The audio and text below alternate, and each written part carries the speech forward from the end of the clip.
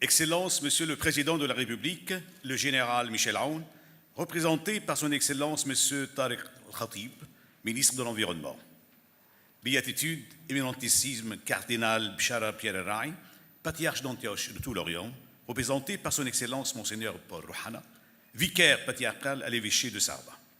Révérendissime Père Abein Amtallah Hashim, supérieur général de l'ordre libanais maronite, représenté par le révérend Père vicaire général professeur Karam Rizk. Son Altesse Sérénissime Nicolas Petrovitch Negoche, prince du Monténégro et membre fondateur de Prix Gaïa. Son Excellence M. Hassan Al-Janabi, ministre des Ressources hydrauliques en Irak. Son Excellence M. Mohamed Abdel Alati, ministre des Ressources hydrauliques et de l'irrigation en Égypte. Excellences, Messieurs les députés Edi Abel Lama, Chaoui Dakash. Son Excellence Madame Corinne Lepage, ancienne ministre française de l'Environnement. Monsieur Namtallah Bin Nasser, ancien député. Monsieur Mohamed Nader Aziz, président du programme MED 21. Monsieur Pierre Génie, secrétaire perpétuel de l'Académie des sciences d'outre-mer. Docteur Fadi Koumeir, directeur général des ressources hydrauliques et électriques. Messieurs les représentants des forces armées. Monsieur Jouan Hbeish, président de l'Union des municipalités du Xouane. Monsieur le maire et le représentant des masses médias, révérend père, vice-recteur, pro-recteur, provost, doyen, chef de département, professeur, mesdames, messieurs, chers étudiants. À l'occasion du prix Gaïa 2018, je me fais une immense joie d'adresser d'abord mon témoignage de reconnaissance à son Excellence, Monsieur le Président de la République, le général Michel Aoun, pour avoir si aimablement voulu mettre sous son haut patronage cette grande cérémonie prouvant dans les faits jusqu'à quel point il tient en haute estime le rôle pionnier et avant-gardiste de notre université, aussi bien à l'échelle régionale qu'internationale. Mes remerciements les plus reconnaissants vont également à son Altesse Sérénissime, Nicolas Petrovitch Negoche, prince du Monténégro, et à tout le comité du prix Gaïa, pour avoir porté leur choix sur l'Université Saint-Esprit de Kaslik comme lauréate du prix Gaïa 2018. Cette solennelle reconnaissance n'en est pas moins un vibrant témoignage pour les belles réalisations écologiques de notre université et dans un Liban, message pour le pluralisme innovateur.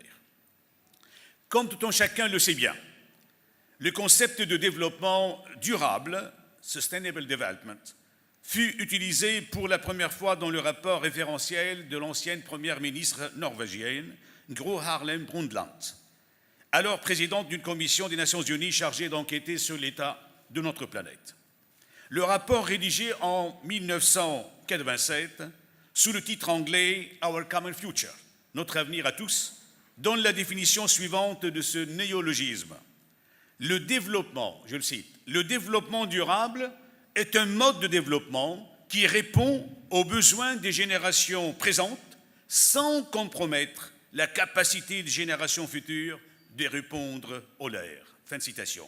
Ce qui est saugrenu dans ce diagnostic, c'est que l'environnement le mieux protégé est là où il y a encore des tribus primitives, est l'air le plus pur, et là où les êtres humains n'ont pas encore connu l'essor technologique des pays industrialisés.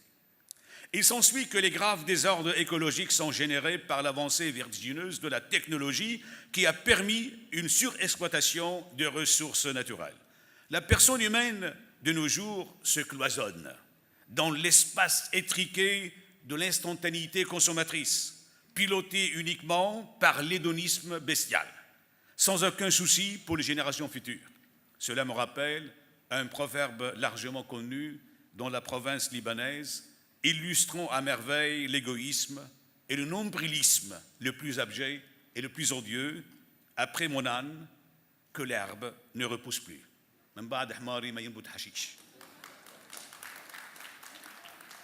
C'est ça. Voilà la grande question qu'on se pose à présent. Qu'est-ce que nous avons fait de notre planète? Le pétrole gisant dans les profondeurs de la Terre, on l'a extrait et brûlé, créant de la sorte des cavités énormes qui faciliteraient plus tard des glissements horribles des couches telluriques, amenant avec eux des tremblements de terre effrayants.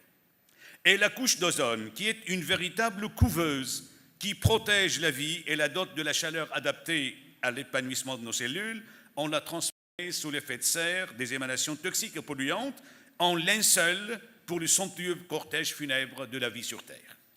depuis des années et des décennies. La sauvegarde de l'environnement devient de plus en plus un combat acharné et quotidien, un travail assidu que mènent ambitieusement et courageusement certaines organisations et certains individus. Dans ce contexte vient s'insérer l'encyclique du pape François sur la sauvegarde de la maison commune, c'est ça le titre, paru le 24 mai 2015. Dans des termes on ne peut plus attendrissants et élégiaques, le pape évoque l'hymne de saint François d'Assise, je le cite, « Dans ce beau cantique, il nous rappelait que notre maison commune est aussi comme une sœur avec laquelle nous partageons l'existence et comme une mère belle qui nous accueille à bras ouverts. Loué sois-tu, mon Seigneur, pour sœur notre mère la terre, qui nous soutient et nous gouverne et produit divers fruits avec les fleurs colorées et l'herbe. » Et le pape d'enchaîner, « Cette sœur écrit en raison des dégâts que nous lui causons par l'utilisation irresponsable et par l'abus des biens que Dieu a déposés en elle. Nous avons grandi en pensant que nous étions ses propriétaires et ses dominateurs, autorisés à l'exploiter. La violence qu'il y a dans le cœur humain, blessé par le péché, se manifeste aussi à travers les symptômes de maladies que nous observons dans le sol, dans l'eau, dans l'air et dans les êtres vivants. C'est pourquoi, parmi les pauvres les plus abandonnés et maltraités, se trouve notre terre opprimée et dévastée, qui gémit en travail d'enfantement. Nous oublions que nous-mêmes, nous sommes poussière. Notre propre corps est constitué d'éléments de la planète. Son air nous donne le souffle et son eau nous vivifie comme elle nous restaure. » Fin de citation. Aujourd'hui, le prix Gaïa, signifiant en grec ancien terre, et dans la mythologie grecque la déesse Terre, grande mère, cherche à récompenser les prouesses des personnes responsables, conscientes des défis que nous impose l'accélération du réchauffement climatique et les mauvaises pratiques humaines, ainsi que des projets qui contribuent à sécuriser l'espace méditerranéen auquel nous appartenons. L'enjeu majeur, nous rassemblant en ce jour même, est comment transmuer le bassin méditerranéen en un espace respectueux de l'écosystème et ami de l'environnement. Les prix Gaïa, les prix de la Terre, seront attribués à des personnalités des deux rives de la Méditerranée qui, à travers leurs énormes contributions à l'environnement, ravivent l'espoir de voir un jour s'enclencher un véritable développement durable englobant les justes aspirations et les besoins naturels des générations futures. Le grand péril que nous encourons de nos jours, c'est bien l'inaction.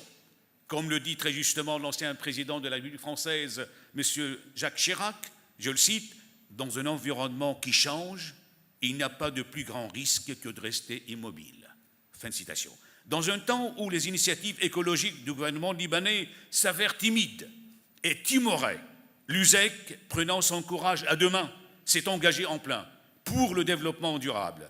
Une collaboration très étroite relie les différents départements et divisions du campus afin de lancer des initiatives et des programmes visant à faire de l'université un vaste chantier pour l'assainissement soutenu dans l'environnement, dans des domaines divers, énergie, émissions, eau, bâtiments, construction, déchets, etc.